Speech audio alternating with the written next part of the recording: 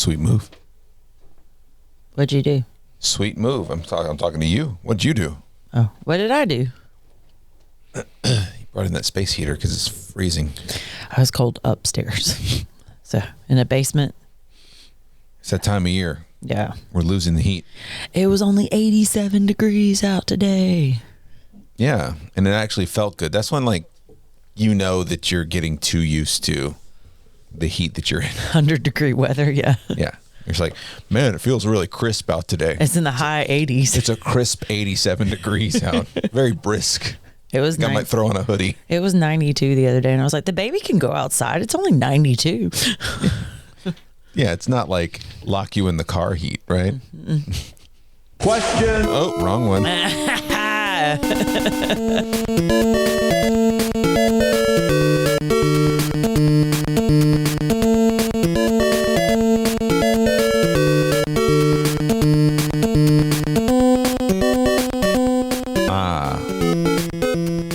It was a wonderful year.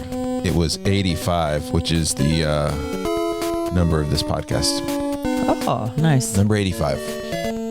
Parentally Unprepared. My name's Jeremy. I'm Krista. And we are parentally unprepared. Perpetually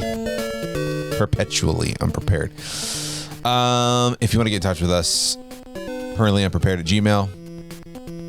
I don't know if I've checked it still. And punpreparedpod on Twitter, because that's a fun place to be. Hi, everyone. Welcome to the show. Hi. It's been a couple weeks, but we're here. We are a little deeper into the school year. Praise Jesus. Yeah, they were praising Jesus this morning. The music, weren't they? What was the name of that song you were telling me about? The Lord's Army. I walked in to drop our kids off at daycare in our daughter's class. They had the Lord's Army on the stereo. You know, this is not a Christian school, mind you. It is not. And I told you, I was like, as long as they're not preaching to our kids, and as long as they're still like having them use their manners and wash their hands, I don't care if they listen to the 3-6 Mafia. I don't either. When I walk in. No. And you were like, you know that song though, right? I was like, you were like, or is that just my crazy Christian upbringing? And I was like, I never knew that song existed. Oh gosh, okay, I didn't get your response on that. No, I said that song has never been in my universe until this moment. Are is what you my serious? response was. Yeah, all I can think of in my head was that song. Some say love, it builds a bridge. That ain't it. I know. But so we went. That's what I think in my head. We went to the playground with some of our daycare parent friends, and we brought the kids too, thankfully. Oh yeah, we didn't just hang out at we weren't hanging out at the playground, just a bunch of grown-ups. We've got just to set the page on how the background doesn't quite align. We've got one set of friends, they're a lesbian couple, and I mentioned that song to one of them that I was talking to, and she was just like, "Oh no!" And she fully knew what song it was too. And I was like, "See, we were all in the same cult. I love it." She said her partner was watching Real Housewives of Salt Lake City, and I was like, I normally do not subscribe to reality TV, but I did not know that existed, and since it like kind of borders on that culty vibe, I was like, maybe I could get into that.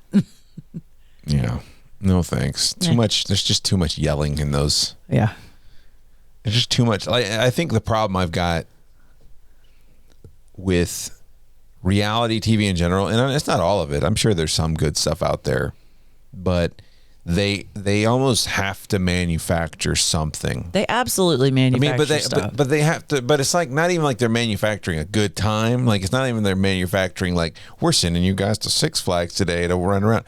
It's like they just have to find something. Well, yeah. To make everyone pissed off about, and I'm just like, there's enough things to be pissed off about. Well, absolutely, but I mean, I don't know. I feel like there's a segment of people that hate reality TV, and I don't like reality TV, but so just hear me out. I normally don't like reality TV. I have been known to watch I Love New York. But like if you are still of the opinion that reality TV is actually in any way real, no, you missed the boat. I'm not. I think it's one of those things. Like it's like it's like prank calls on a radio show. Absolutely. It's like War of the Roses on a radio show. It's none of it's real, but I think what's annoying is. Did you say War of the Roses? Yeah, you ever heard of War of the Roses? No. Are you thinking of War of the Worlds? No, War of the Roses it was a segment that a lot of morning shows did on radio, where they sorry for the tangent. Set up a situation where, hey, you get a free dozen roses, and they call the guy and they're like, who are you going to send them to? And they pretend like they've got the wife on the line when they do this, and of course they're going to send it to someone that's not their wife. Oh no! And then all the drama unfolds. That's terrible. But it's all set up. It's all set up. Like, but that makes me uncomfortable. it's very uncomfortable, but it's not very much unlike. I'm just saying the concept of there's so many people that think that the War of the Roses, or when they make prank calls on radio shows, because they're not allowed legally to do that anymore. But anybody that's still thinking of that thought once. At one point, radio shows made real prank calls. At one point, yes. So it's much like that, where it's annoying that there are people that actually believe that this is just the reality of what these people do every day on reality TV. Yeah. Like when you got like a reality show like Jersey Shore. Oh God. They're just like following them around, doing stuff. There are people that do that kind of stuff every day. Yeah, but not on that level. Like it's there's a certain polish to it. You know what I'm saying? Yeah. I mean, manufactured situations for sure. I mean, I have the same kind of problem with a lot of food shows where it's like they travel around and see stuff like, which kind of like, okay, the hard cuts are killing me. Like the hard cuts are killing me. And it's like, and the thing I liked about No Reservations, right, was, at least you had like, he had his monologue. He had his thoughts. He was giving like what was going on in his mind, and he related what was going on there to that. And like, I feel like now with like, say, a Diners, Drive-Ins, and Dives, there's no like substance to that. It's just like, hey, look at this greasy hot dog. Look at this. They put marshmallow fluff on the top before they add the mustard, like that kind of stuff. I would totally try that. I know you would. It's only American, but still, like, it's the fact that like, I don't know. It's just that when I see something that's completely engineered to hold your attention, it's basically like Coco Melon for adults. Yeah. And it just grinds my freaking nerves. So yeah, sorry. Do you feel that way about terrible movies, like terrible action flicks or rom-coms or anything like that? I can. It depends. Like, it really does. Like, I feel like that's the way I feel about reality TV. I think is like I can, and it depends. Feel that exact same way. I'm not saying there's no there are some reality game shows like that. They're kind of like what you've been watching lately is kind of fun, right? Oh yeah. What is that? Claim to Fame. Claim to Fame. The Masked Singer is pretty good. It is fun, but I only like the reveal. I don't like any of the stuff leading up to the reveal. I'm not a fan of like all the scheming and the teaming up and the tricking and like it just. Well, I like Claim to Fame because there were, of course, some dummies that tried to do that kind of stuff. But so far, like 3 seasons worth I binged in the last like 2 weeks. It feels a little more wholesome. Yeah. Like, I mean, it's all people that so it's the premise is somebody who's related to somebody famous goes into a house with like a bunch of other people in the same situation, and they're all supposed to guess who that celebrity relative is. And if somebody guesses your relative, you're out. So essentially you got a population of people who grew up like in the spotlight in some capacity or the shadow but they got some kind of inkling on how to act right in front of a camera. So there's only been sometimes. like 1 or 2 people show their ass. But like most everybody's like getting along, and even the people trying really hard to like scheme and win the money, like everybody's still just like, yeah, it's just a game. Well, I think it leans into that. I think another thing that it leans to, and it kind of bugs me, is like, I think that reality TV kind of has this weird, like, subconscious relationship with social media, and people are like, I need to manufacture some drama in my life. I need to have something going on dramatic. And it's just like, you just have that mental image of someone just like slowly bringing their phone up to record what's going on around them, you know, when something terrible's going on. And I don't know. You don't like reality TV? Yeah. I'm just being a grumpy guy about reality TV. I'm not grumpy. Yeah, so Red Grumpy Monkey tonight. That's where that's from, for anybody who's caught onto that reference. But I always kind of wondered, like, what the first non-kid thing that, you know, our daughter might glom onto, like the non-kid TV show. Super Mario Brothers. You know what I mean, though. Yeah. Like, what's going to be like her first reality show where she's like actually going to watch what's going on, and it might not even be something that exists yet. But I mean, it's interesting to think about, like, everyone's got their thing that just like grabs them and they're like, what's going on here? I need to watch more of this. I don't even know what mine would have been. I'm just hoping for Buffy. Yeah. Do you think okay. That's a good one. How old were you when Buffy came out? When Buffy first came out? Talking about the movie or the TV show? Well, which one were you a fan of first? The movie. A lot of people were fans of the TV show before the movie. No, I saw the movie first. I didn't like Sarah Michelle Gellar because I was like, she's not Christy, what's her face? Swanson. Thank you. Is it Swanson? Mm-hmm. That's it. Oh, I was just joking. Good. No, you did good. It was Christy Swanson. Buffy the Vampire Slayer American series, 1997. So I was in 7th grade when the series came out. And the movie was 93, I want to say? 92. Okay. 92. So I was 7 when that movie came out, and I saw it in theater. Wow, it is Christy Swanson. I was absolutely joking. That's totally who it was. I was thinking about Swanson from Dumb and Dumber as well. I was like, Swammy, Samsonite.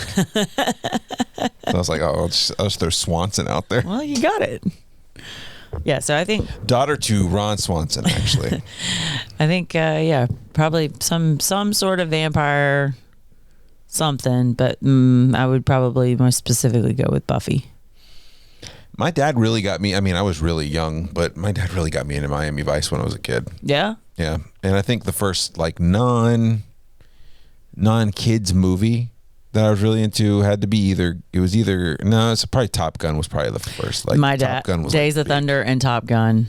Days of Thunder even more so probably than Top Gun. Yeah, Top Gun, Days of Thunder, Ghostbusters, Beetlejuice. Like those 4. I love those, but not till later because the parents were strict. So, yeah, so Ghostbusters and Beatles, kind of. Yeah, kind of. You're right. My mom took me to see From Dusk Till Dawn when I was 13, by the way. I think I didn't actually see that one in theater. I saw it when they ripped people's limbs off and started playing a torso as a guitar. She made us walk out. See, I did the whole like, oh, that's gonna just be one of my movies I rent this weekend. Like, you rent the video game and two movies, and your parents just said, leave me alone all weekend. We had a Blockbuster around the corner from our house, so like, even though it wasn't a wonderful neighborhood, like I couldn't quite walk there because it was on a busy street, but like it was just a like a football's throw away. So Blockbuster was my spot. Yeah, like I think I spent more money at Blockbuster than anywhere else as a kid. Probably me too. Yeah. I mean, but I got to you got to watch so much stuff, and as a video game nerd, I like got to play so much stuff, and you know, my parents didn't have to buy it. You know, I remember when Blockbuster didn't have video games. $6 or $7 for, you know, to rent for a few days. It's not bad. It's not bad at all. Adjusted for inflation. Well, there's not any. What was $6 in 1992 equivalent to right now? Yeah, let's find out. And how much did it cost? Let me see if I'm remembering this right. Let's see. How much did it cost to rent a video game from Blockbuster in 1994? Okay, so I'm going to do 94 as the inflation calculator too. You have to edit this up. This is some dead air. Nah, who cares? No one really cares. Of course, no one's going to tell you. $12.73 for a $6 item nowadays. So 100% inflation. New release movies. No one had video games. New release movies were about $5, and older movies were $2 to $3. So $10 to rent them now. How much do they cost to buy? A lot then. That's why Blockbuster took off, because it used to be, before they made them really widely available, it was, you'd have to buy the VHS tapes. I want to say it cost like hundreds of dollars. What? Before they were available, when video stores became popular, is because they had the capital up front to buy all these, and then they would recoup it by renting them out. Yeah. And that was before you could actually buy them in store easily. Why do you have red glitter on your lips and teeth? Is it just shining off that? No, you have a piece of red glitter on your upper lip. Where? I don't know. Still there? I don't know. Keep talking. I'll see if I can see it. You know, like somebody will have glitter on their face. Is it? I bet it's my.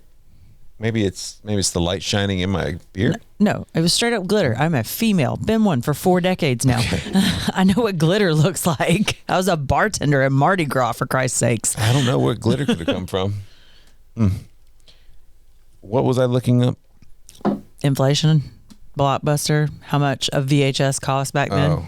Original cost of VHS movie. You need a laptop to do this. It's too slow to type on our phones, looking things up in real time.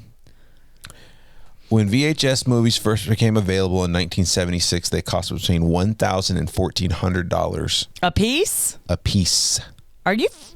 So by the time the 80s rolled around, they had come down to about somewhere between $500 and $700 a piece. So that's how the movie rental business got started. So you start a business and you use your money to buy all those and store the copies, and then people come in and rent them for $5-6 a pop. They don't have to buy it. They can watch the movie, and then you eventually recoup your money. That's why Blockbuster got so big. Less than a movie ticket. You can watch it as many times as you want over 3 days. Pause it. Yeah. Bring friends over. God. Yeah. It's crazy. Dude. The movie industry's changed so much in just our lifetime, but think about our parents' lifetime. That's wild. Well, and there was a point in our parents' lifetime where, if they watched a movie in the theater and then they just never saw it again. Yeah, that's my point I'm making. That's so nuts, man. I think about things like that and I'm like, that's so wild. TV. Yeah, I'm like, that's wild. And then I remember also our parents were still alive when schools were segregated, and so it's like, really? Yeah, schools didn't get desegregated until my mom was in like grade school. What year was the desegregation? I think Brown versus Board was 1956 or 51, but there was like a slow rollout in a lot of places. Desegregation. It was Brown versus Board of Education. 1954. Okay. There you go. So, but there was like a slow rollout on it because that was like the precedence case. So, well, it wasn't a slow rollout. It was just the way towns were constructed. That too. But no, like the states themselves, like they put in their own measures to follow it. Yeah, that's stupid. Mm-hmm. And now we just have all kinds of problems. All kinds of problems that our kids get to worry about. So, oh God, one of our kids' teachers was telling me about like shootouts happening down the street from their school. Oh yeah. There was There's that glitter again. I saw it. I seen it. Oh, I'm gonna have to have you find it when we get done because I have no idea where glitter came from. Probably off one of our kids. I bet it was off of one of the stuffies that she was messing with tonight. Yeah, I think so. Oh, Kiki. Maybe. Oh, yeah. Kiki. Yeah, it was like over near the coffee shop near the oyster bar place. What? Yeah. I think it was. I'm not going to say the name here, but it's kind of funny because it's kind of in the name. Shots fired at. Well, that place has almost gone out of business like 9 times too. Was it like anything? I think it was just in the area. Okay. Yeah, it was like in the area. I was going to say, was it like a personal, like just altercation or what? Yeah, I think it was just something happening outside. Ugh. So, what are you going to do, man? Wear a bulletproof vest, get your conceal and carry. Just never leave the house. Don't leave the house. That's a good one. I like that one. Never leave the house. I really do like the park we were at today, but man, some people float through there that are a little weird. Oh yeah, absolutely. You know, we went to go see if the bathroom was open. Oh. And I didn't like what I saw when I rounded the corner, so I was like, let's just go see if we can use. Someone was nice enough to bring a little potty, and they had like little changeable liners, and let's go just use one of those. Yeah. Just, I don't think it would have been a problem, but I just like don't want. If I don't have to make that situation possible, I'm not with going to my make daughter it possible. around. No, don't. Yeah, just avoid it. Just people not all there, and you know, on our way home, there was someone, as there are in many places, standing at the red light. Oh, did she ask about that? She did. So there were so many. So it wasn't where we were sitting in our red light, but it was like at the off ramp. Okay. To the right, before we got onto the highway, and he was just kind of standing there.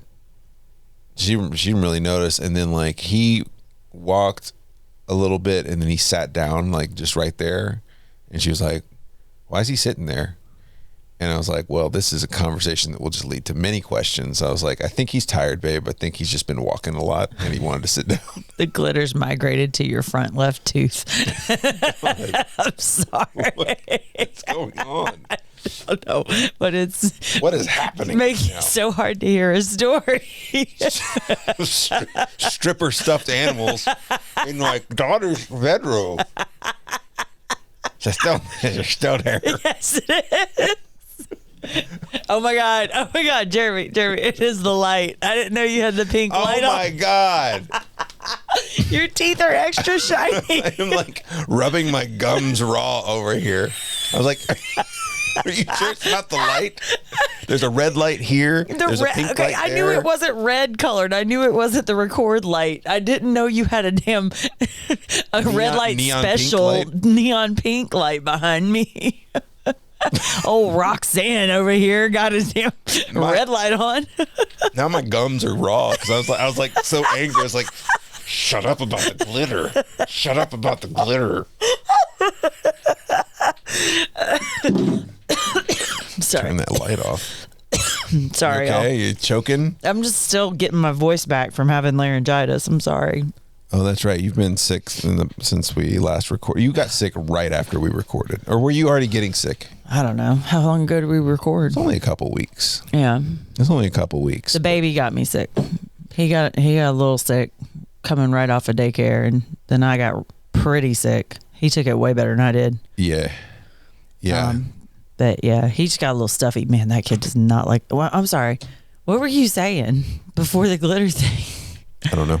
Oh no, it was good. Oh, the conversation about somebody standing on the side of the road. Oh yeah. No, I was just I just told her, hey, he was just taking a rest. Like, I don't know when you start to explain homelessness and panhandling to kids. And probably around the same time you start explaining mental illness and income inequality and a bunch of other factors that go into all of it. Well, our broken mental health system, like and our kids already like aware of death. Yeah. And just just kind of like not just she's not scared of it or anything, but she is aware that things die, right? Yeah. And people can get sick and die. She knows that. Yeah. When I got sick, she looked real concerned. because I think anytime anybody's died, it's been because they got older and they got sick. Has kind of been our gentle explanation. So then I get a cough and lose my voice, and you could just see her eyes start processing it. The gears are grinding. Like, are you okay? Like, and she's coming over to check on me. She's never showing like too much empathy, and she was real concerned. Yeah, she doesn't show a whole lot of concern because she just thinks everything's flowing, you know. Yeah, that's good. That's the way she should feel at 3. Yeah. At 3, I mean, hopefully for a while. I hope she doesn't get that like fear of death that I got like at 10. Yeah, that would suck. I worry about her getting that too because she's just learned about it so easy. Well, so early, not easy. She goes into think spirals a good bit. Like she can think spiral, like not like an adult can really, but she can think spiral pretty good. And I don't know, I think about that, but yeah, I wasn't sure how to explain like that, and I'm glad it just kind of stayed at what I left it at. Yeah. And I was like, yeah, he's just been walking a lot, and he's probably just tired, wants to sit down for a minute. So uncomfortable. In the moment, it really wasn't. 'Cause I was also like paying attention to the road and trying to get us, home. But yeah, I did enjoy. I did have a good time today. It was just, I'm always like head on a swivel in that park for some reason. I agree. Yeah, it seems like a lot of different people come through there. I always try to be polite, but everybody's not. I don't catch a lot of friendliness from people we don't know there. Yeah, and it makes it weird because we're always there. Like we're pretty open to just kind of chatting with folks. Like I think we always have been, even before kids. Like yeah. I mean, I remember we went to the zoo that one time, and there was the lady there with her granddaughter, and they weren't really sure what where things were, so we just started showing them around, and then the little snake guy came out with the snake, and she touched the snake, and it was fun. But it's hard. Sometimes people just don't want to chat. That's true, man. They're just like keeping it to themselves. Or they bring their kids that are way too big for the playground, and all of a sudden they're playing on everything around your kid. Oh God, yeah. Kids that are just like so rough and not looking out where they're going still. Well, they're being kids, but yeah, it's just kind of like definitely not looking out for little kids. Right. There was the tire swing today. So there was 2 kids. One of our daughter and one of the other kids was on her friends was on the swing, and this bigger kid just was like, "Hey," just got in the tire swing with him and just started spinning it around and stuff. Like, all right, well. I must have missed that one. Yeah. I had the baby strapped to my chest, trying to keep him asleep. He crashed out pretty good. He did. I think that was probably the best nap he had all day. Probably. He's not napping at school. He's not napping well. He'll just conk out. 20 minutes. Yeah. And we've discussed with them that we don't want him sleeping in the swing because there's a lot of babies sleeping in swings there. I've noticed. I don't like that. I need to pull back out the paperwork. Yeah. I'm pretty sure there was an area in the paperwork that said that you could get a note from your doctor for your kid to sleep in the swing. So I don't think they're supposed to be doing it anyway. And I think they're not. It's not safe sleep practice, but who knows? But I got a message before I went to go feed him today, and they were like, "Yeah, there's his name, but he fell asleep in the swing. Do you want me to move him?" And I was like, "Yes, please." Like, good luck with that. Just don't let him fall asleep in the swing. Like, there's your solution to that problem. If you don't want to wake the baby up, don't let him fall asleep in the swing. Put him in his crib when he gets sleepy. Yeah, it's pretty obvious when he's sleepy. He got real easy cues to read. They all still really, it's funny too, because she's such a chill baby when you're holding him. Mm-hmm. They're just kind of like, he's so great. Yeah, he's wonderful. He's so great. He was flirting with one of our daughter's teachers from a couple years back today. She saw him, I think it's the first time she's seen him like not strapped in a car seat and 4 weeks old or something. Mm-hmm. And he just smiled at her as big as he could, like almost immediately. And she like smiled back at him, and then he started squealing with like this really super happy squeal and laughing. And then he started jumping around in my arms, almost trying to jump out of my arms to get to her. And he was squealing and smiling. And I swear, like, she almost blushed. Like, he was flirting so hard. He was so happy to meet her. He's funny. Yeah, okay, so I was saying he got me sick though. He absolutely hates saline.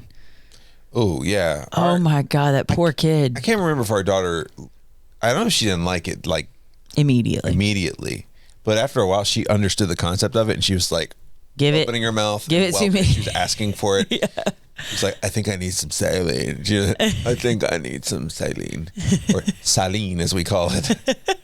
I want some saline. When she couldn't even put together full sentences yet, and she'd go, saline. Yeah, and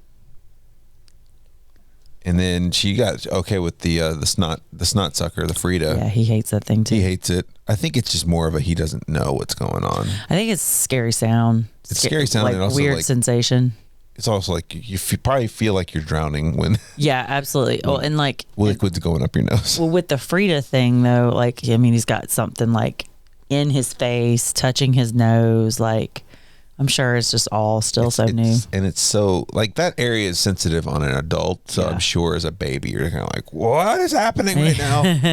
I can tell he always feels better afterwards. But in that moment, he's looking at me like, how dare you?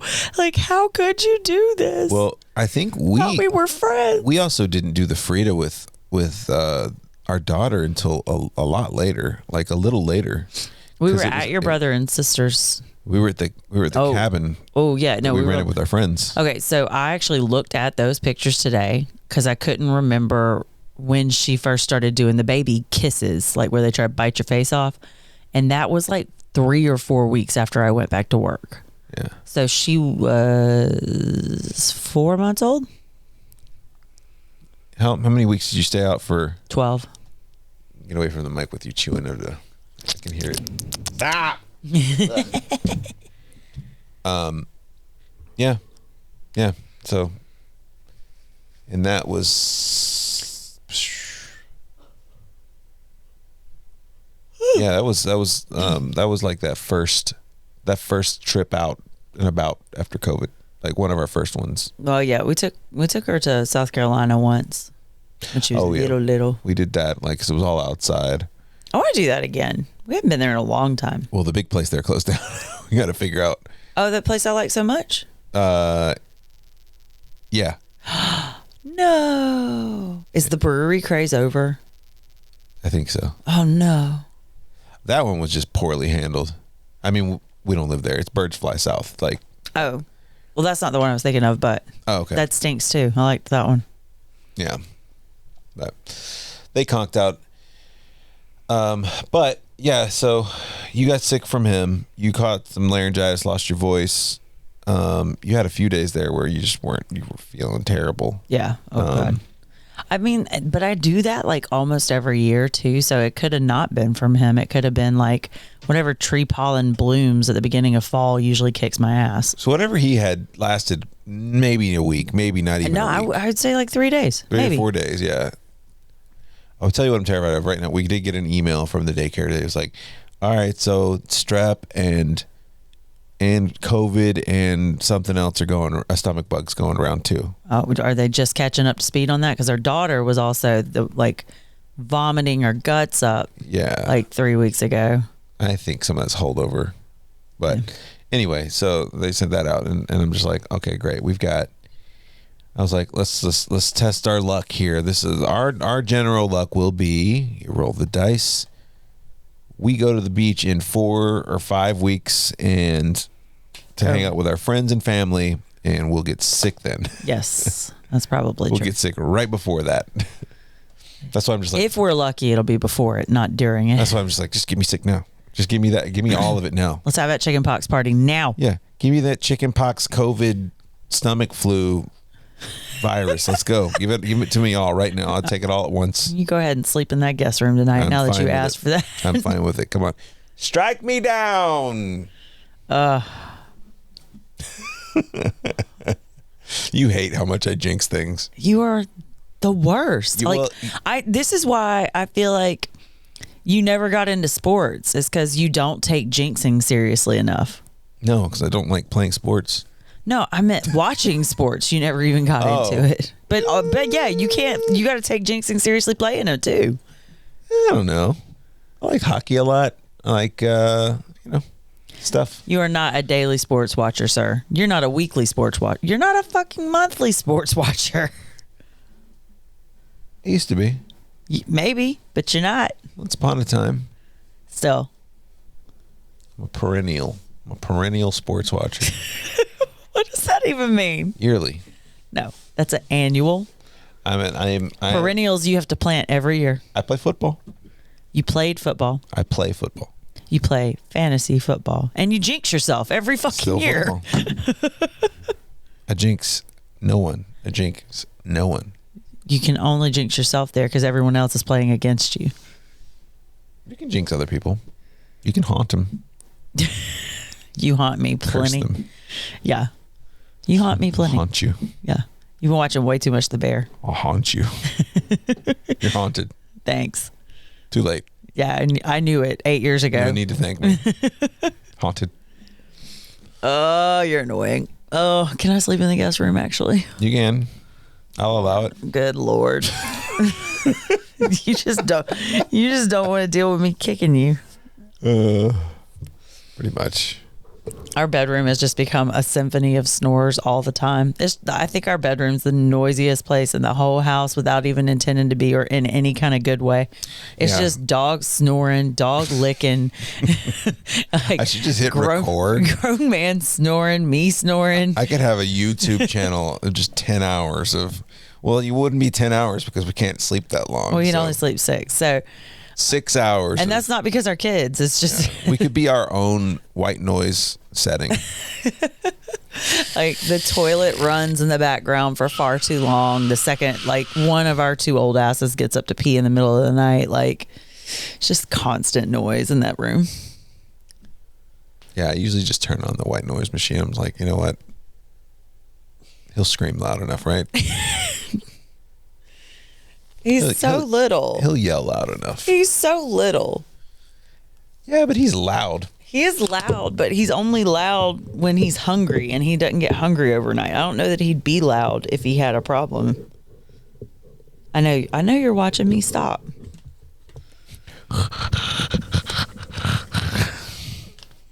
You want me to make it really bad? No. Then stop mocking me. I'm not mocking you. I'm mocking the situation. So what else is going on? Our son has moved into 6 to 9 month clothing. Oh my gosh, he is huge. He's not 4 months old yet. Yeah, I put on a 3 to 6 month onesie this morning. Was it this morning? Yeah, no, it was yesterday after we got home from daycare. And I just reached in the drawer and I was like, all right, cool. Went to put it on, and it was just like, you ever pulled on? I'm talking to the folks out there. You ever pulled on a wetsuit? Like, you have to kind of work to get in there. You know, it's neoprene. It's thick. A wet bathing suit for all you ladies out there. A wet bathing suit. Yeah. It was that.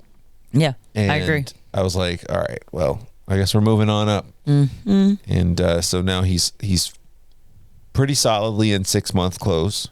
6 to 9, like easily. Like you put a 6 to 9 month on, and you're like, it's a little baggy on him. I'm like, it's not baggy at all. Well, the one it fits. The first one I put on just said 6 months on it. Oh, okay.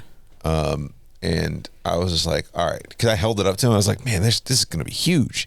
And I started putting it on. And I was like, where's all the extra material? And we hadn't seen a couple of these folks that we hung out with today at the playground. And they were like, oh, can I hold him? Oh. And I was like, of course. And then like you could see after a while they're like readjusting. I was like, if your arms blow out, I can take him back. It's fine. Like, oh no, I'm good. I was like, good. Okay. I'm good. He ain't an 8-pound baby, y'all. They were happy to get some baby snuggles though. He's so snuggly. Like he's so snuggly. We FaceTime my mom and grandmother. So his grandma and great grandmother. That is how families work. Yeah.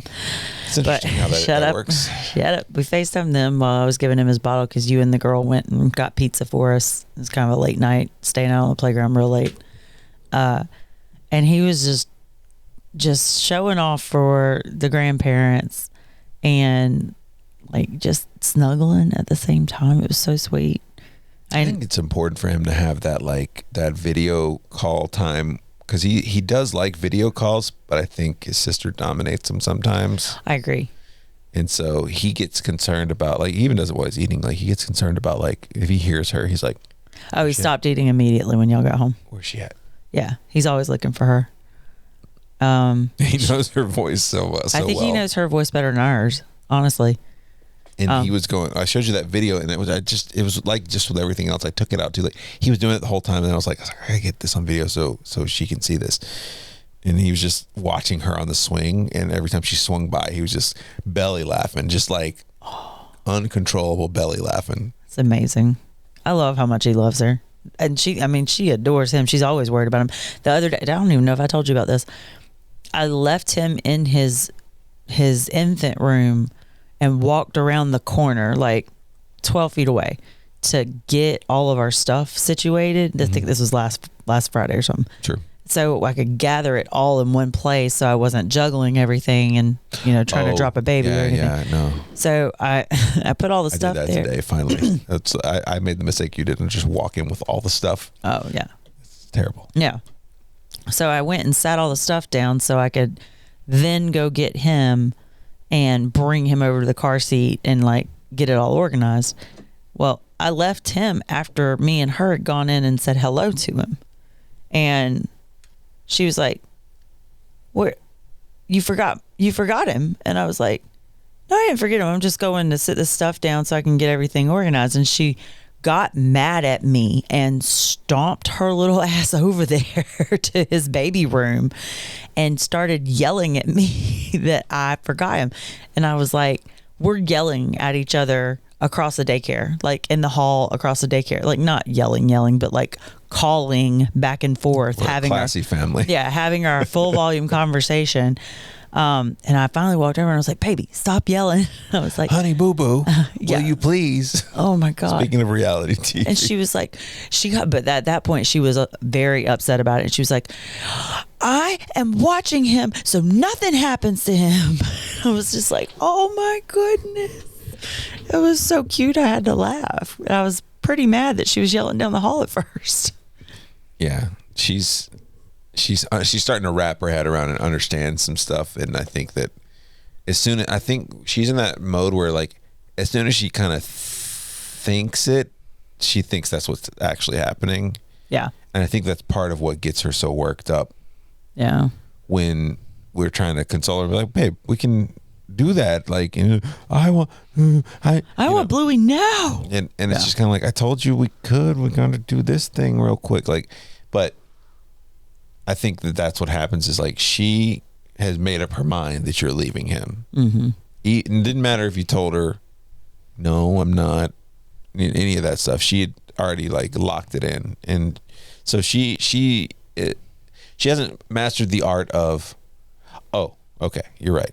I didn't I was mistaken. I was mistaken. Yeah. She hasn't gotten that yet. I don't know if I've fully gotten that, but yeah, we'll work on it. I cannot be mistaken is what she's saying. I didn't know I couldn't do that. Yeah, so they've had some funny moments lately though. They were playing together in the playroom last night. It was great, man.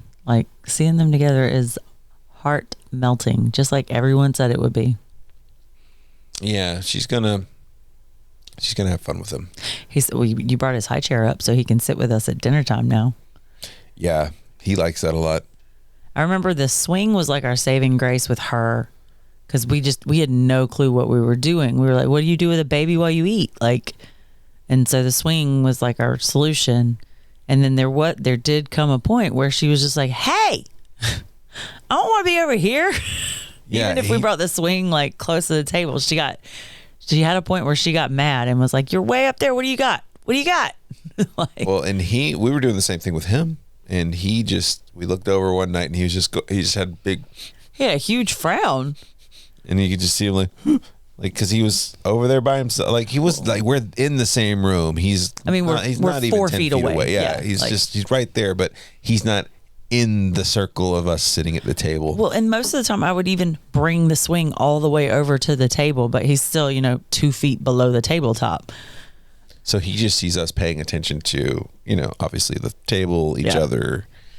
So it's like, it's time. He's finally, and he's got enough head control now where he can at least partially sit there strapped into a high chair with the shoulder straps and everything. So. You're right though, man. That face he made when we looked over and finally were like, go get the high chair. It was, I mean, like when he frowns, it's just like when you frown, like the corners of his mouth touch the bottom of his chin. It is a huge frown. It is so just cartoonishly sad. Yeah. What is that? Jeff Dunham, that. Yes, Walter. It looks like the old guy puppet from Jeff Dunham. That's Walter, yeah. But just like with less eyebrow, yeah. And he looks sad. All the way down. Oh, that's the way your frown is. He gets his little eyes to glisten because they start glistening because there's little tears in there that haven't fallen yet. Oh, you're gonna make me cry. He's funny. I want to go hug him now. He was laughing so much. I'm glad I had sunglasses on today. He was laughing so much at his sister that I was tearing up at how excited he was. And I was like, glad I got these sunglasses on. Why? Because it's just terrible for you to show emotion in front of our friends that also have children? No, it's I don't know. I'm pretty quick to cry, so I like that about you. I mean, I don't mind it. It doesn't bother me, but I just don't like putting that on other people. You know what I'm saying? Fair. It is awkward because it was just me. It was just me and one of the moms with their kids there. I was like, this grown man's crying right now. Really make you feel awkward. I briefly mentioned postpartum depression to one of the other moms. But like one I don't chat with as much, and like you could just feel like the shift and I mean she wasn't mean or rude or anything, but it was just like, oh, it's a terribly difficult topic. yeah. It's just kind of oh, what do you say to that? And I was like, sorry, I wasn't trying to bring it down or anything. Just more like things have been hectic. Yeah. And they have. And I think that's the case with, just from talking to a lot of the other parents, I think it's just, we're all in that 3-year-old stage together right now. Yeah. And I think a lot of the things that you're concerned, that come up as concerns for you or concerns for me, like in her behavior, you think, am I a terrible parent? Am I just not doing right? And it's like, no, thankfully, if you talk to other parents, they're just like, yep. It sucks for us too. Man, like it absolutely sucks for us. And they're experiencing the same things too, like the same behaviors. So I'm just like, okay, it's not just our house has this particular set of terribleness. Like all of them, across the board are doing the same things, which makes me feel a little better. Yeah. I mean, but I don't know. I think that overall it's gotten better, like even just being a few weeks into this new class. I do see improvement in the new class, and the other parents were saying they also were seeing improvement in the new class. Yeah. Like in all over behavior, in just tone in general. We had a meltdown at the playground today though. So we did. Yeah. We did. I saw what happened though. The kid that she was upset at, our daughter was going to the swing and that kid saw that and she snaked in there real quick, and the parent that helped her get in the swing didn't see our daughter. So our daughter like just basically got line cut completely, and she melted down about it. And it was like, it's kids, like it's, Yeah. I mean, yeah, it's, and it was also just it was Friday. Yeah. She said she napped today. Maybe, I hope. But it's Friday. They're tired. They're playing. They're outside in the sun. So, I mean, it just wasn't I just walked her away and sat there and talked to her. I was like, hey, man. Well, she still didn't let you get through to it, though. She was still running away and, like, jerking her arm from you by the time, like, you guys had tried to talk it through for a while. I walked over with him and was just like, I kind of had to, like, go 80s mom for a second just to snap her out of it. Because she was just so wound up, like, screaming. And like, I want to do it. And it was like, hey, like, but I don't know. Like, I always feel self-conscious doing that too. Like, I turn into my mom or dad real quick, and I feel very weird doing that in public. I mean, I'm not grabbing a belt or anything, but it's like, I just sit there and start talking very plainly and I don't know, like really firmly, I guess I would say. Then she snaps out of it. Yeah. And it's like it never happened. That's the thing that's weird to me is like there's no residual. Like she becomes a whole different person. So anyway, she had her meltdown and it was just over. And then it was just like normal when she got to get back in the swing. And then she got out and she continued playing. That's the one thing I don't like about that about that playground is like there's not enough swings. No. There's 2 swings. Absolutely. And so when we show up with 4 friends, they all just want to swing. Yeah. And we're just like, this is great.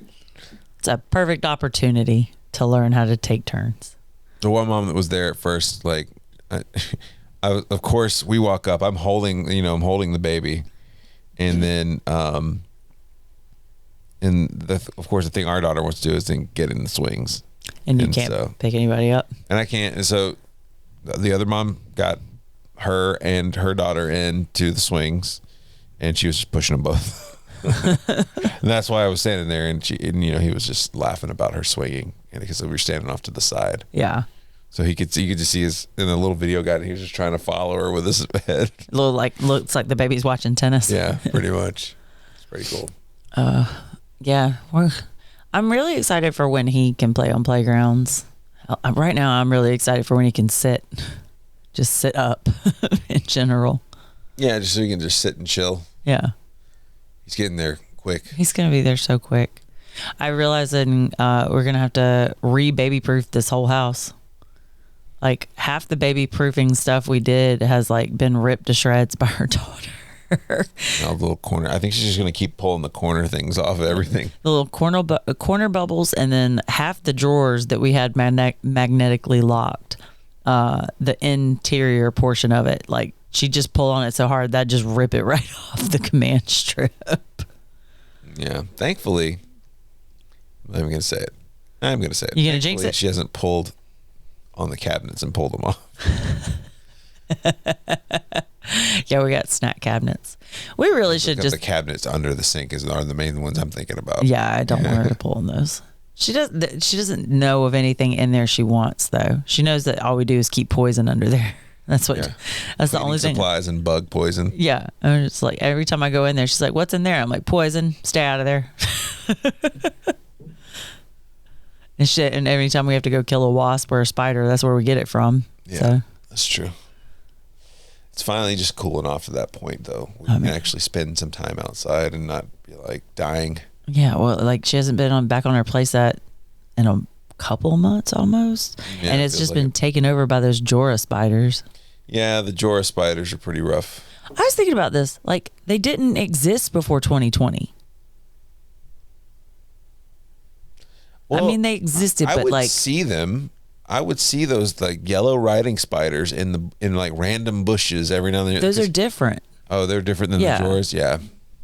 They just migrated over. I mean, armadillos weren't in this area when we were kids either. I remember armadillos. Well, I grew up in South Georgia though. Armadillos, if you look at the migration patterns, they didn't start heavily migrating here until like 15 years ago. We had them in South Georgia. They were mainly in Texas. Like they were mainly like Arizona, Texas, and then they just started slowly working their hardy selves over. I'm going to ask my dad right this second, when was the first time you shot an armadillo? And I'm going to tell you, he's going to tell me he was a teenager. I'm not saying they didn't exist around here. I'm saying that there was a point in time where you never saw an armadillo dead on the side of the road, and then there came a time where you just saw them all the time. I saw them all the time as a kid. I'm serious. Like I saw them all the time as a kid. I mean, I lived right next to a huge interstate like convergence point, but what are you looking up? Coyotes and armadillos are non-native to Georgia. Yeah, sure, but they still have been here a long ass time. Yeah, I guess I'm trying to find a date. I don't know. They're gonna have that. Maybe I can text my grandmother and say, "How old were you when you shot your first armadillo?" All right, so this article's from 2020, and it says, I see more armadillos hit by cars in this area. Beginning about 5 years ago, the armadillos began showing up in my yard and doing great damage. I have eliminated over 25 armadillos in my yard in the last 5 years. Eliminated? That's serious. We used to get them in our backyard until we put the fence up. Yeah. Yeah, they were bad. Yeah, I mean, it just looked like someone was chipping golf balls in the back. Yeah, and they carry leprosy, which is super fun. We took the little girl to the petting zoo, and she got to actually pet an armadillo. There's like one strain of, I think it was a Chinese armadillo or something. Yeah, it's really cool. Yeah, it was really neat. And they're like the one strain or one species of armadillo that does not carry leprosy, cannot carry leprosy or something. Yeah. They are mostly nocturnal and have been migrating north from Florida along waterways and appeared in Georgia about 15 years ago. In mass, you'd find onesie twosies here and there, but in mass, you would they've just migrated as a whole. I just ask anybody that grew up alongside I-75 and I-16 how many armadillos they used to see on the side of the road growing up, and they're going to say a different story. Okay. All right, Steve Irwin. All right, Steve Irwin. You'll wrestle some armadillos, I guess. I'm not wrestling. I do not want leprosy. I've definitely chased several off before we got a fence in the backyard. I remember you hit them with a pellet gun like that was going to do something. Scare them. It didn't even scare one of them. Remember that time you hit it like 2 or 3 times with the pellet gun, and it was just like, yeah, I'm not going anywhere. They let you get close enough where you could actually like soccer kick them if you wanted to. Don't do that. You get leprosy on your shoe. I'll get leprosy on my Converse. What's the King Jaehaerys? All the way. Oh yeah. From Grayscale. Yeah, no, he had leprosy from House of Dragon. Yeah. You're thinking of Jorah Mormont had grayscale. Maybe so. Either way, this is riveting. It is very riveting. I don't think we have too much to talk about. Did we talk about our daughter getting sick? I think we did. That was last episode. And we talked about the baby getting sick.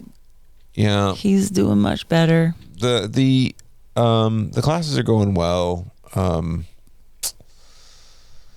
trying to think. I guess we didn't realize today that one of those classes is a pre-K class. Oh yeah, I didn't know that. I had no clue. I knew they had pre-K in some capacity, but I had never seen it nor figured out how that worked. So there's only 2 classes that are actually our daughter's class, and the other class are that age range that is non-pre-K. Okay. And so the other class right there when you walk in on the corner is pre-K. And I didn't know that. So I didn't either. But I thought I saw that there was I don't know. Who knows? Who cares? I don't even. Oh man. I'm all right with it though. It's going to be such a pay raise to have one in pre-K next year. God, if we get into a decent pre-K, everybody's talking about it. It makes me nervous because we have a lottery system here and it makes no sense whatsoever. And our schools are terrible already. All we can do is sign her up.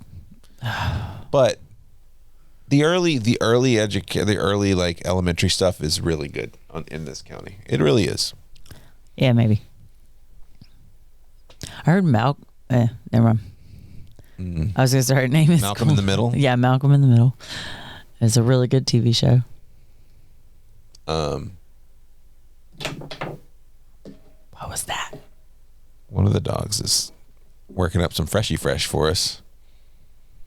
They're both very still. Yeah. They don't need to move to make it happen. They're very relaxed. It's either that or you're cooking up some Freshy Fresh. I am not. Are you really accusing me of farting on our podcast? There is a heater. If I could work up one right now, I'd do it for you just because you make me mad. Oh, me. Such a lady. Good night. So what else has been on your mind? You've been pretty overwhelmed lately. Yeah, man, life sucks. I got two great kids, but otherwise life is pretty bullshitty. No, I mean, it's just, everything's overwhelming. I'm trying to figure out how to make the house work with a whole new person involved. Our daughter's gotten picky about eating. My job is an effing nightmare right now. I got a little postpartum, not feeling so great about my looks, my body. We're going to the beach in a few weeks. Like, just all those overwhelming anxiety inducing like little minutia that pile up to give you like a full blown panic attack 2 or 3 weeks later. Yeah. Like that kind of shit. The food thing's been interesting to kind of deal with her, like all of a sudden just not liking anything. God, man. She was just like not eating at school too. She'd come home and just be so damn mad and hangry. And then we like figured out, oh, you're not eating. That's why you want to inhale everything at the house and don't want to eat your dinner after that. But you're like so we're sending supplemental. Yeah, we're sending supplemental sides now. Yeah. To like, we have to take a look at the menu and be like, well, she doesn't like beans and peas. So let's send a couple of things. I mean, but you made a good point. You were like, we wouldn't eat that stuff. Yeah, I mean, and there's so much of that stuff that we wouldn't eat, and even one of the teachers was like, yeah, it kind of sucks. Well, yeah, and that's what got me on like kind of that thought pattern is like, all right, well, the teacher that works there, whose son also goes to school there, was just like, that is a terrible meal, and I totally understand why she doesn't like it. And I was like, well, like I don't eat food I don't like, and I'm grown. Sometimes I do. I mean, when I'm trying to eat well, like, you know what I'm saying? Like, I don't want baked chicken again, but that's what I'm eating, But I'm also an adult, and I understand like it's just nourishment. Just get through it and move on with your day. But that's super hard for a kid to do. I had a tough time like with foods I didn't like when I was a kid. Yeah, I mean, and like I don't want her going from breakfast to 6 o'clock at night, dinner, like being hungry. So. If she doesn't like barbecue chicken, so be it. I'll send her some nuggets or something. "Quote unquote" barbecue chicken. Yeah, "quote unquote" barbecue. Exactly. And you know what? I don't know. I don't know what goes into that. Like what goes into buying food for a school. Yeah, I've never seen their easy. Not never, but I haven't seen their lunches since she was like in baby class getting. Like her first foods and mashed stuff. Veggies and stuff like that. So, because I stopped coming at lunch, like not long after that, because I didn't want to do like the separation anxiety, like departure in the middle of the day. You do see the breakfast. But we see the breakfast, yeah. And you see the breakfast. It looks all right. I feel like it's been lacking lately. Like it's like a ton of cereal these days. It's a lot of cereal. It's a lot of canned fruit. Yeah. It used to be like pancakes and eggs, and they still do that sometimes, but it was a lot more frequent. Like they had waffles and French toast and all kinds of stuff. I want to say out of 5 days, they have 2 hot breakfast days. Yeah, I hope maybe 3. But I mean, like, so we give her some breakfast at home too, just because she's a little bit of a bottomless pit, and then she goes to school and she may or may not eat breakfast depending on what it is. And then if she's may or may not eating lunch, like then it's a problem. And they get a little afternoon snack, but it's nothing crazy. And like I would bring her a snack in the car when I would pick her up, but like you can't like just let her sit there and inhale Teddy Grahams like until dinner. So I don't know. Timing things is kind of rough too. Yeah, like we're trying to figure it out. Me and you switched places on drop off pickup, so I could stay home and start getting dinner ready, so we're not going to bed at 8:30 or later. And I don't know. I'm kind of still adjusting to that because I liked picking them up after school, and I've been getting up at 6 to drop them off. I like dropping them off. And you like dropping them off at school, so it's like weird. But I think I'm wondering how much of that is like me just getting, because it used to be the opposite. No, because you would.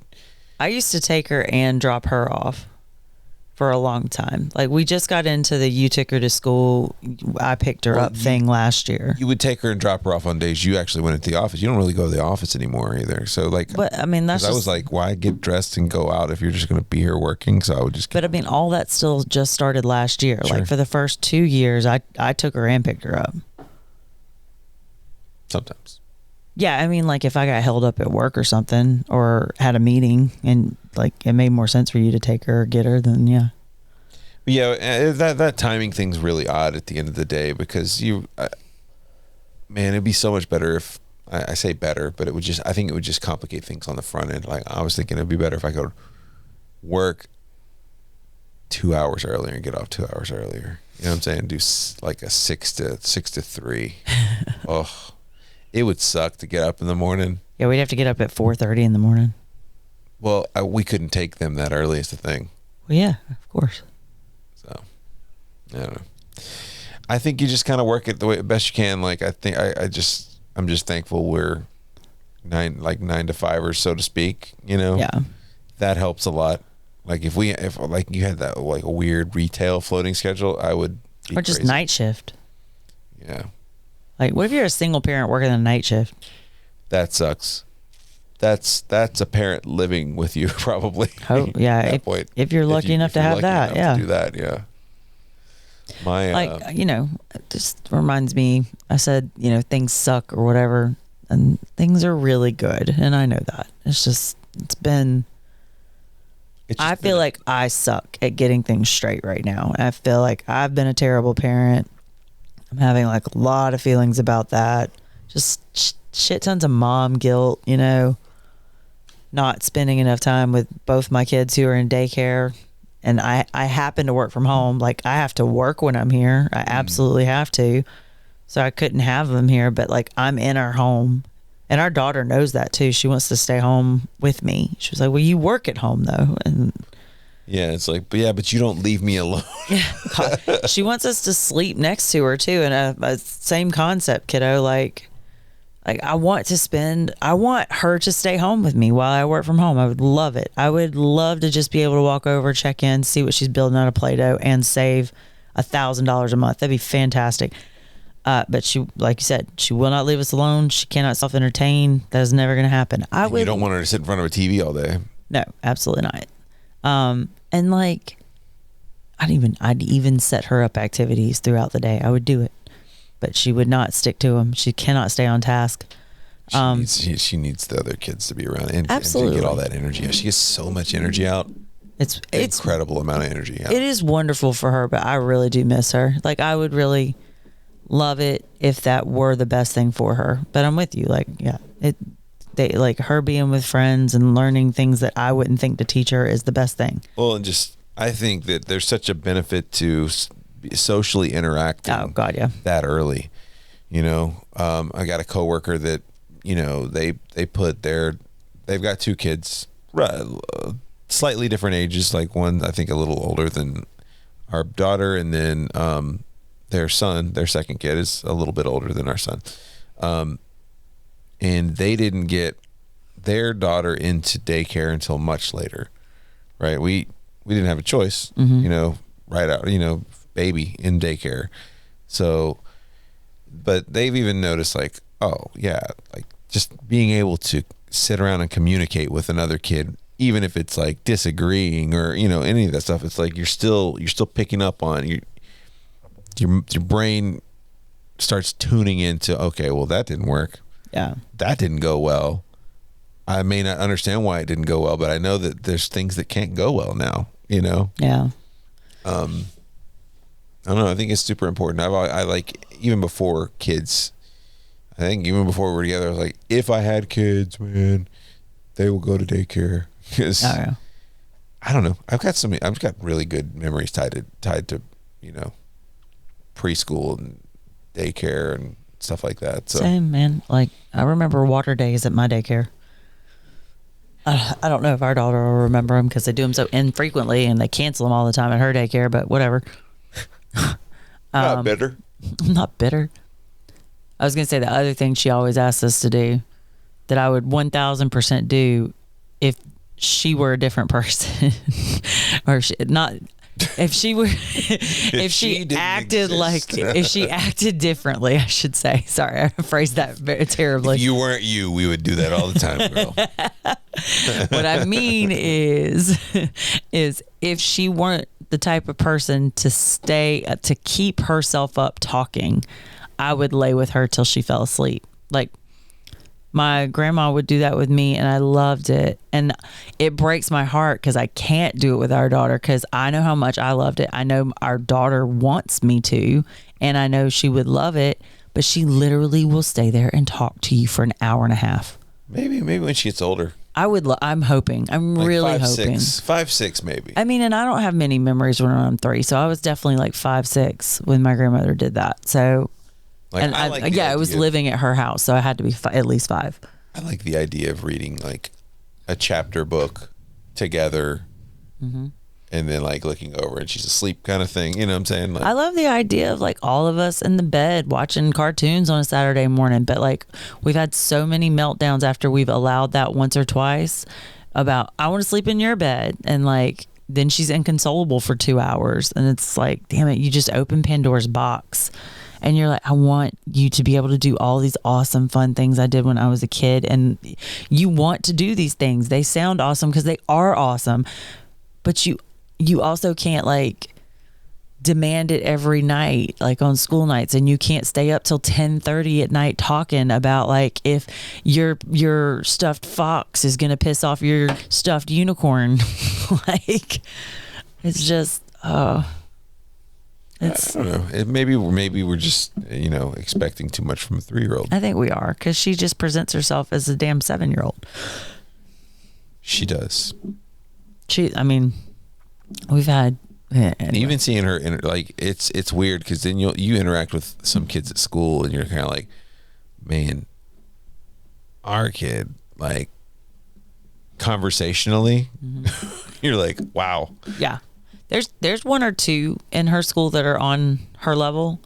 And like, I talked to one of them this morning and I was just like, yeah, like this is what I'm used to.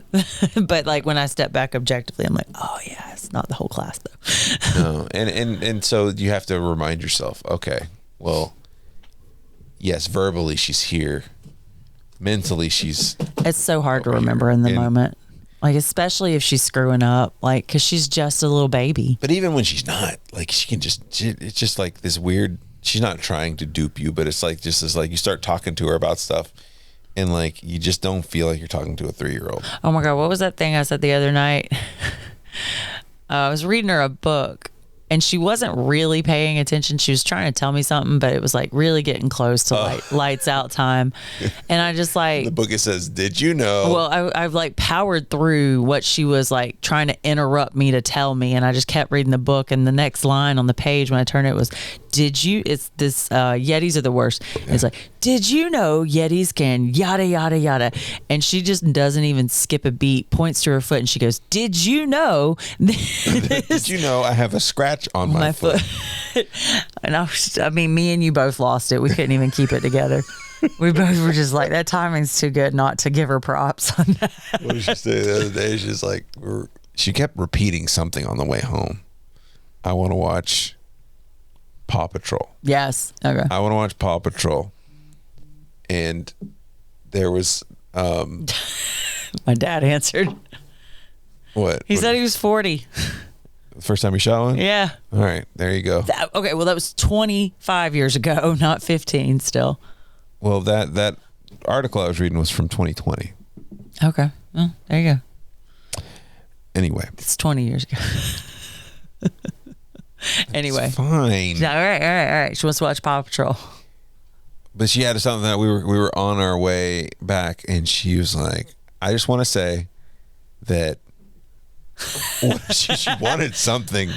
I want pizza or mac and cheese. Mac and cheese, I think it was. She said something, and I want to watch Paw Patrol. Oh, she didn't feel good. Yes. I ate too much. The itis. She got I can't believe we forgot the itis. Oh, we went to a new Mexican restaurant. It was and good. She was just plowing through the cheese dip. She was loving I had it. no clue because the baby had a blowout and I was in the bathroom with him. I'd taken her to the bathroom to use the bathroom. Then the baby had a blowout. Yeah. And it was just like mom rotated in and out of the bathroom the whole time while the cheese dip was being like just poured down her throat. Our daughter benefited from a very divided attention from us, because when you were there, I was doing things with the baby. Yeah. Feeding him while you guys started eating. And we both assumed we were the ones eating all this cheese dip out the boat, because normally we get her own ramekin, so she can just destroy it. And they didn't do that. They just brought a big boat of cheese dip out. And she did that. She ate a good bit of her meal. And then you got churros for some reason. Because I wanted to treat her. I didn't know she ate the whole boat of cheese. But I thought that was you. It normally is you. It wasn't just churros. It was churros and strawberry and caramel dip in a bowl of ice cream. So good. And she was... Oh, God, the dogs are. Oof. Yeah, it's rough. It's rough stuff. And she was so full that she just like, you could see that she was miserable and she had a little pot belly going. She was like, I want to watch Paw Patrol. And then we were talking about something and you were talking to me and you're like, do not interrupt me. I'm saying something and then you can talk. Because you were telling me something. We were like talking about housing prices or something like that. Yeah, something boring. And you're like, okay, what's up? She goes, I just wanted to say, I want to watch Paw Patrol when I get home. And I ate too much. Oh, no, she said, I just wanted to say, can I watch Paw Patrol when I go home? On the couch. And I ate too much. It's like, okay. Breaking news. Breaking news. She got sick, like we had talked about a few weeks back, and like we brought her into the living room and had her lay on the couch, and she just like curled up to get comfy there. Yeah. And when she got that like overeating itis, she was like, I just want to lay on the couch and watch. Like, she doesn't care about those couches ever, but apparently they are now like the tummy hurts couch. Yeah, their comfort. I remember the days of being sick and laying on the couch all day, though. Not feeling good. It's a terrible feeling. Price is Right. Yeah. Yeah. I liked The Price is Right, but I wasn't obsessed with it. Yeah. Daytime TV, man. I hated soap operas so much. I was just like, this is terrible. My step-grandmother, from my first stepdad, my step-grandmother and my mom watched The Young and the Restless. I remember the Golden Girls would come on sometimes when I was sick at home from school, and I would try to watch that, but I didn't get the jokes. I loved them. Golden Girls, Designing Women. Designing Women I loved. Some good shows out there. Yeah. Designing Women was pretty damn groundbreaking. Golden Girls was too, to be fair. Yeah, Golden Girls were only like 50. Oh, yeah. They were all... It's terrible. I was watching some video today that was just like... basically just shitting on Jerry Seinfeld. And it was talking about like Jerry Seinfeld's 70 and like they're like, let's show you the lady that played his 70-year-old mother in Seinfeld, and she just looked so old lady, and like he's actually older than this lady is right here as an actress in this. She's 69 years old and like she's just really old like looking lady, you know. I think people just age differently now. Yeah, I think it's just completely different now. I've told, I don't know, I'll like mention that I'm going to turn 40 or something soon, and like nobody isn't shocked by that. And I don't feel like I look particularly young. I think we're just all very used to like middle age looking very differently. Yeah. Yeah. Do I look 41? I mean, you got a lot of gray hair, but that's like, no. So yes, no. It's all in your temples. It's not in your beard and your face too much. Yeah. I don't know. I just never really... It's funny because as much as getting older used to bother me as a kid, like it just doesn't now. Just like, there's no alternative that's good. What are you going to do? Look like Simon Cowell and I look like a jack-o'-lantern? Oh, yeah. No. I've talked to a few friends about Botox and things like that. But I've started looking at like the creams that may or may not do jack shit.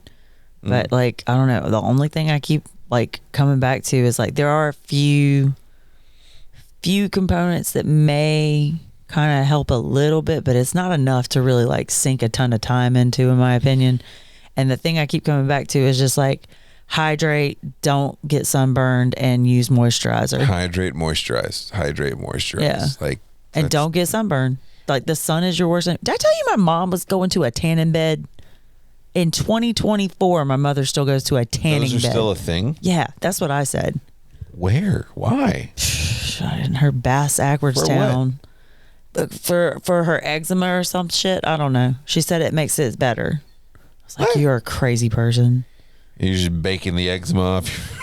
She used to tell me that it would help my acne. Like, that's half the reason I went to tanning beds in high school. Is like I had acne back then. Yeah. And she was like, well, the tanning bed will dry up your acne. Did it?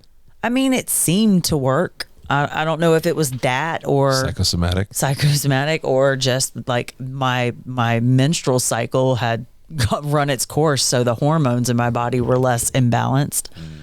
I don't know. So I don't know the answer to that. But yeah, I was talking to her the other day and she was going to a tanning bed.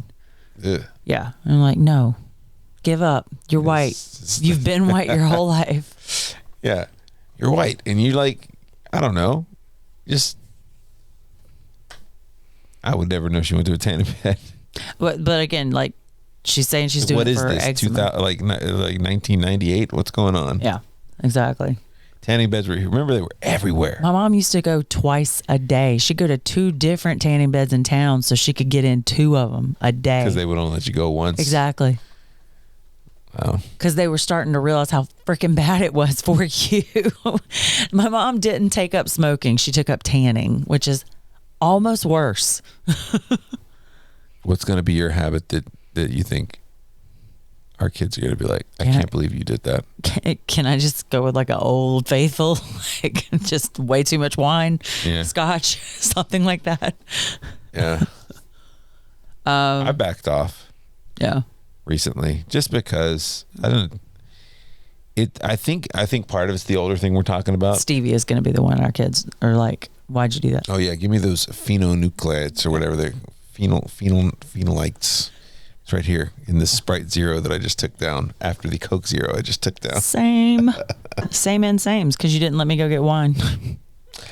Phenocleotorics. Yeah, that sounds like it'll give you cancer. Yeah. Yeah, so that's going to be the one they ask us. Why the hell did you do that? So is my phone, I guess. I think that energy drinks are going to be going to be like the cigarette for this generation. I drank energy drinks like on bar shift occasionally, but I never got like way into them. I had a problem. Yeah, you've told me that. Big like problem. Yours was insane. You need to get your heart checked a couple more times. Two a day, like a 2 Monster or 2 Rockstars a day. See, I did like sugar-free Red Bull, maybe 2. So you're getting the fake, maybe 2-3 times a week. So you're getting the fake sugars and the energy. Yeah, fake sugars can be mine. I'm telling you. I think it just wrecks your stomach lining. I'm pretty sure. All of it? Yeah. But yeah, I don't know. Like, I think part of the getting older thing, I don't like. I loved the flavor of beer. I love a good beer, right? It's just all headaches now, though. Like, it's all headaches. Dude. and it's just, I never feel like I'm buzzed. You know what I'm saying? And then I still get the hangover the next day. The only time I even feel a buzz anymore is like from liquor, and it's a moderate. Like, I mean, and I can take 9 months off and then drink a bottle of wine and still not feel like a real buzz. I think that, and you could probably say the same for me. Like, I think that it does affect you. Yeah, absolutely. But you don't get you don't actually feel like the woo. Yeah, you don't get that fun woo feeling for sure. But like, don't drive a car for God's sakes. Like, right. But the only time I get like that, like, woo, that step was a little different, like feeling is like if we have tequila or something, like if we have margaritas. Yeah, stumbly. It's so rare for me to get stumbly. And I don't want to get like that. I don't either. I'm just saying, like, so yeah, I get what you're saying. What it becomes is like this zero net. Yeah, it's like, well, okay, you like the taste of it, but we're both quicker. Like, I'm quicker to argue. Yeah, we're both quicker to argue. Everybody and so is. It just ends up being like a bummer of a night some nights. You know what I'm saying? Like, why do we even do that? I don't think it happens every time we have drinks or like go see friends or anything, but I mean, on the nights it does. Like, obviously that wasn't any fun. Right. Like, exactly. And I'm just kind of like, why did we get here? you know, I'm just like, and I don't even have a nice little buzz to like, make me not think about it. And so I don't know, like we had like a daddy-daughter date. Yeah. weekend before last, I took her to a park she really likes to go to, and it's this park. It's one of those like newer parks where they've built retail into like a park space, right? So they've got like, you know, a little climbing gym for the kids to climb on, and some, you know, just some area. They like, fixed that thing yet? Yeah, they fixed it. Okay. The public library is like for that area is right there. It's really nice, and then they've got a couple restaurants. There's a brewery. There's an ice cream shop which she loves. Oh, that thing. So we got our ice cream, and then usually the move is we get our ice cream, we go, and because it's been hot, you find somewhere to sit inside. Usually that ends up being the brewery. We go and sit, and I like had a beer while she had her ice cream, and we were there for, I want to say we were there for like 3 hours. So I had 2 beers, and then like over the course of that time, and then like I just felt tired the rest of the day, and then the next day, I'm very, very, my attitude or my mood is very much affected more so, I think, the next day because of the depressants and the alcohol. And like, I'm just more in my, a lot of people say in my cups back in the day, I guess. But no, it's more of a, just like everything's kind of, everything's just a little bit down. You know what I'm saying? Yeah. And I don't know. I just didn't like that feeling. I was like, I gotta stop for a little while. Yeah. I just can't. I don't want to feel like that. I notice I'm like, I don't know, I like sitting down and relaxing after a long, long day with a glass of wine, because my entire day is going. Like, I'm working, I am like organizing, I am cleaning, I am doing stuff for the kids, I'm cooking, like, and by the time I sit down, I'm just like, like, please, just like something to make my mind slow down would be great. However, I usually still have shit to do. Like, I shouldn't be sitting down and relaxing. I got 90 other things I need to be doing. So I feel like there's got to be some kind of happy medium where I can make myself sit down with like a cup of chamomile or something and like just take some, I don't know, meditation time or something. But still be able to be productive. Yeah. Well, I mean, for me, stuff like that is like just reading a book. Just tea is good. Tea is excellent. Well, right now I need I've picked up a book. I like it. I can't bring myself to finish the damn thing because I keep finding other stuff I have to do. And like, I have this huge undertaking of just organizing the family photos that we've got for the last 4 years. Yeah. I don't know. That stuff's just hard. Like, it's just, you do it. It sucks to say it like that. You do it when you're ready, but like, I don't think there's anything that, just like there's nothing you can say that would make me jump on a project that I've been wanting to work on. Like, there's nothing I can say that's going to be like, oh yeah, I should really go do that. I'm just really intimidated. I think you know you really need to do it, but it's just this, like you've told me before, it's just the taking that step to start. Well, and it's such an intimidating project too. And every day I don't do it, it grows more. It's compounding. Yeah, you told me you had how many pictures on your phone? On my phone, almost 90,000. So, and that's that. Then I've got my camera, and that's just from the time our daughter was born till now. You got, I mean, it's, I think I think honestly it'll take you figuring out what works for you, and then sitting down and being like, how can I piece this out to where I can at least, even if it's not working on the final part of it, at least it's getting me to an easier point to doing the final part of it, which is a lot of that is files and organizing. It's an organizational project, like a lot of it. And then, like, these are pictures that are awesome, except they, like, plenty of them need a little tweaking, like editing. So then I get in my head, because it's not perfect, that I should probably edit these things before they ever go in a photo album. Go back and look at our photo albums when we were kids. They're all they're not all terrible pictures, but they're definitely not like lit well and all that stuff. Like, I think that like maybe you just finding a baseline where you're like, this is good enough. Yeah.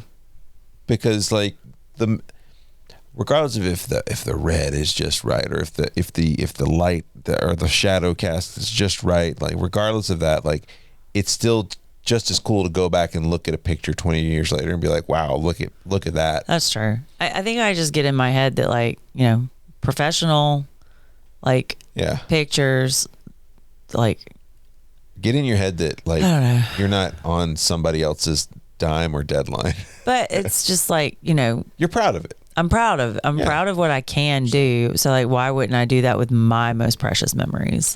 But what the cool thing would be is, like, if you would just go through and organize and start getting things where they need to be, then you can just go pick the ones that you want to edit nicely, because you don't need to edit all of them like you would like a wedding, you know? Yeah.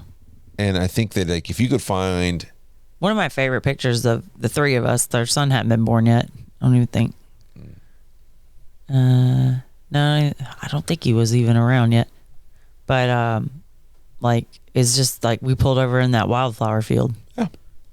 Like, our clothes happened to match each other because it was a Georgia game, but they clashed with the flowers. And it's like one of my favorite pictures. Well, I just think that, like, maybe if there's like one preset that you're happy enough with, that you can just say, I can apply this. Well, I mean, and that's like, but it's still like, I have to get it, like you were saying, down to just the pictures that I want to edit, but there's 80,000 to choose from. And let me tell you, if I did a terrible job, that still leaves me 5,000 pictures to throw into that editing software, which is going to bog it down for a million years.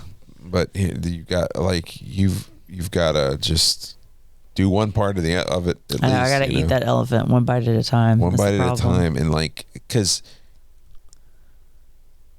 you tend to think, I want our kids to be proud of what I could do. And if I just, like, threw a bunch of cell phone pictures in a Shutterfly book, which is not a bad thing, like, it's just, I know I can do better.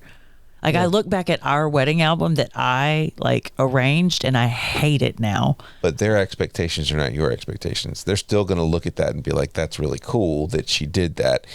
And my fear is we will be 5-6 years down the road, and you'll be like, oh, I have 300,000 pictures now. 100%. Yeah. Like, it's got to start somewhere. Yeah. And I think you got to start cutting yourself a break as far as the editing goes. Like, I think that if you can just get yourself to the point of, like, hey, look, I whittled this all down to here are all the usables. Yeah. Then you can just be like, all right, I'm just going to make some albums out of these, but I'm going to take a few of these that I really like, and I'm either going to print them for frames or whatever. If you're actually going to print it and frame it on the wall, then worry about editing it. Yeah.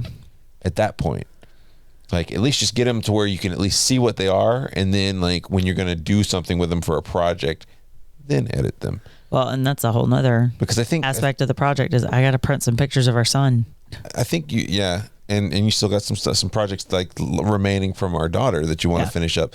And I think part of it is because I look at some things very similarly too, where it's like, oh, you're looking at it as like, I got to edit 30,000 pictures or 90,000 pictures. It's like, no, you got to edit like a fraction of that, because you're not going to print those out. Like, some of them are just going to end up living on a hard drive.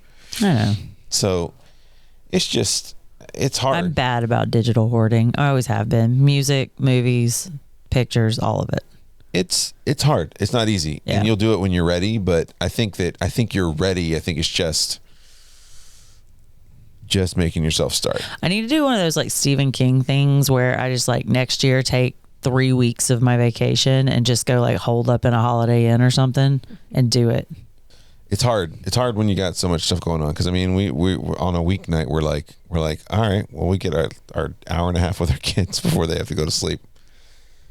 And a lot of people are like, you know, why are you putting your kids to bed so early? I'm like, because I want time. I want time, but they're also not happy after 7:45. Yeah. They don't like us after 7:45. They like their sleep. Yeah, you can't reason with that. So you either just go ahead and bite the bullet, or you just get to have that fight all night long. Yeah. I don't want to have that fight all night long. The only way you get around it is to completely exhaust them. So, like, if you're at an amusement park, the 4th of July, Right. Something like that. Sure, it might work. But on a daily basis, that don't work. No, not at all. We'll leave you guys alone. Thanks for stopping by, hanging out with us. Mm-hmm. It's a late Friday night. I think we're all exhausted. And we're not drunk somehow. It's okay. We'll feel okay in the morning at least for gymnastics. Good God. It's going to be time. Really hoping Coach Sherry's there.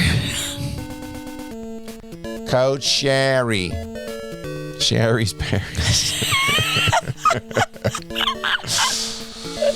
Ooh. Permanentlyunprepared@gmail.com if you want to contact us at PUnpreparedPod on Twitter.